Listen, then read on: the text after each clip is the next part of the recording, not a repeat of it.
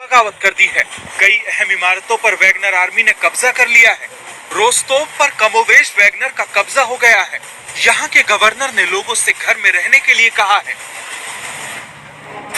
Rostov में प्रशासनिक इमारत, गृह मंत्रालय की इमारत, एफएसबी विभाग की इमारत, पुलिस विभाग की इमारत पर वैगनर ने कब्जा कर लिया है।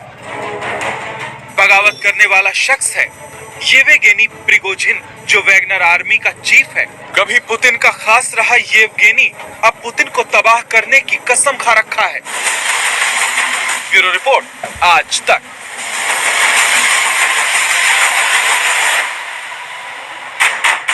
तो नई चुनौती व्लादिमीर पुतिन के सामने। अब जरा जल्दी से नजर डालीजिए कि रूस में जो बगावत है, रोस्तोव पर हमला हुआ है, ये कब्जा कर लिया गया है।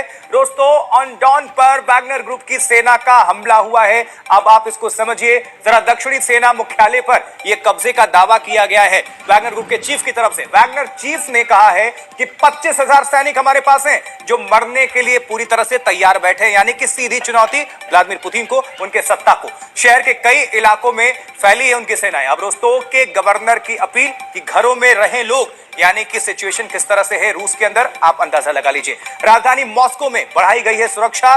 पुतिन के ऑफिस दफ्तर में भी सुरक्षा चाक चौबंद की गई है। संसद की भी सुरक्षा काफी बढ़ा दी गई है। और वैगनर ग्रुप की सेना में 80% अपराधी मौजूद हैं, खूंखार माने जाते हैं। जी हां, बर्बर तरीके से ये युद्ध में कौशल माने जाते हैं। प्राइवेट सेना में 50,000 सैनिकों की संख्या हो सकती है। अब पिछले साल रजिस्टर की गई थी कंपनी।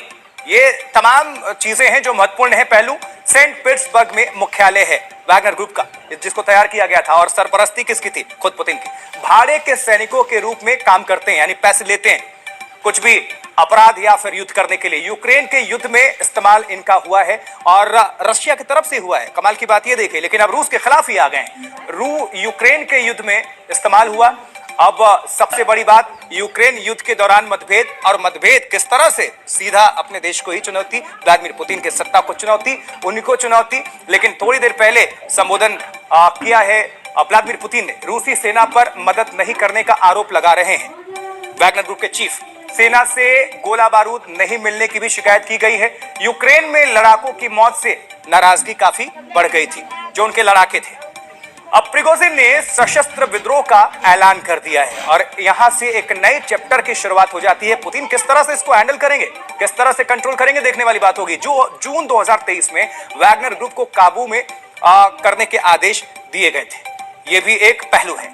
प्रिगोजिन जो चीफ हैं, प्रिगोजिन के खिलाफ आपराधिक मुकदमा, पुतिन के खिलाफ खुली बगावत पर उतर गया है प्रिगोजिन।